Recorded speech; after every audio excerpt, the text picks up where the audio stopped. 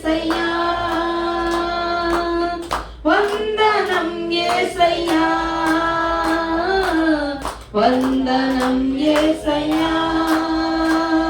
జీవిత కాలమెల్లా స్తుతించెదను, ఆయనే నా సంగీతము. స్తుతుల మధ్యలోనే వాసం చేసే దూతలెల్లా పొగడే దేవుడాయనే.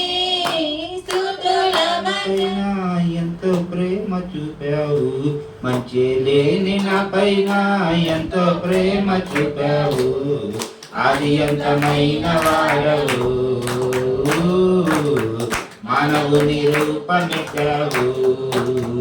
ఆది అంతమైన వాడవు, మానవుని రూపమిచ్చావు. పరలోకమును విడచి దిగి వచ్చినావు భూమికి, పరలోకమును విడచి దిగి వచ్చినావు భూమికి. ఎంతగా స్తుతులు పాడినా యేసుని రుణము తీరునా, ఎంతగా స్తుతులు పాడినా యేసుని రుణము తీరునా. మంచి నా పైన సముద్రం దాటి యువతలకు వచ్చారు. ఇశ్రాయేలీయులు యెహోవాను గురించి ఈ కీర్తన పాడింది. వాళ్ళు ఆరాధన చేస్తున్నారు దేవుడికి. ఈరోజు చాలామంది జీవితాల్లో ఎందుకు కొన్ని కార్యాలు మరలా రెండోసారి జరగడానికి ఆలస్యం అవుతుంది, లేదా అసలు జరగట్లేదు అంటే ఇలా కృతజ్ఞత అనేది ఉండదండి. కృతజ్ఞత లేని వారుగా మనం ఉండకూడదు. మనం దేవుడి నుంచి ఏ మేలు పొందుకున్నా, అది ఆరోగ్యం కానివ్వండి, రక్షణ కానివ్వండి, దీవెన కానివ్వండి, సమాధానం కానివ్వండి, శత్రువుల నుండి విడుదల కానివ్వండి, ఏదైనా సరే మనం పొందుకున్నప్పుడు దానిని మనం గుర్తుపెట్టుకొని ఒక స్తుతి అనేది దేవుడికి చెల్లించాలి. ఒక స్తుతి అంటే రోజు చెల్లించు, ప్రత్యేకంగా చెల్లించాలి. ఒక స్తుతి టైం పెట్టుకోవాలి దానికి. అంతగా స్తుతించినా కూడా మనకి మరి సరిపోదు. ఆయన చేసిన మేలు అలాంటిది. నా జాబ్లో నాకు ఎవ్రీ మంత్ టార్గెట్ అయిపోతే నేను ఎంట్రీకి సాక్ష్యం చెప్పుకుంటా అనుకున్నాను. దేవుడు అట్లాగే నా పట్ల కృప చూపించి ఇప్పుడు దాకా నా టార్గెట్ హాఫ్ వరకు కంప్లీట్ అవ్వలేదని కృప చూపించారు. అందుని బట్టి దేవునికి స్తోత్రం.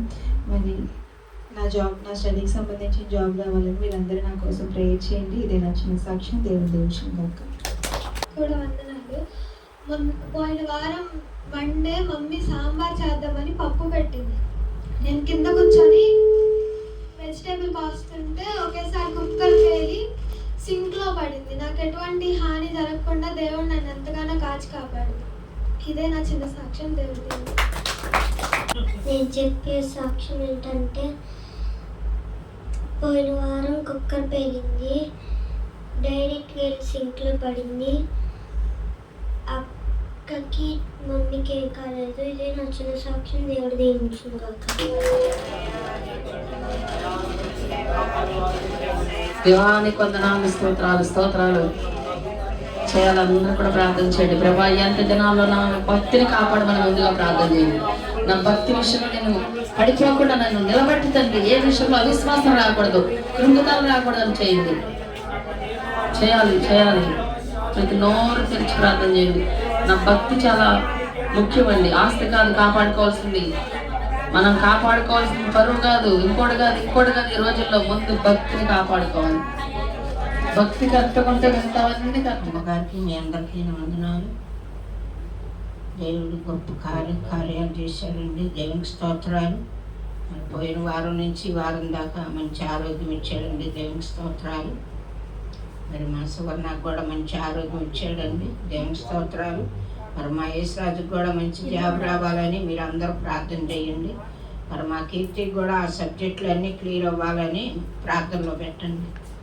అమ్మగారికి కూడా మంచి ఆరోగ్యం ఇవ్వాలి, రాకపోకలు ఎందుకు క్షేమంగా ఉండాలని మీరు అందరూ ప్రార్థన చేయండి. ఈయన సాక్ష్యం. దేవుడు దీవించండి.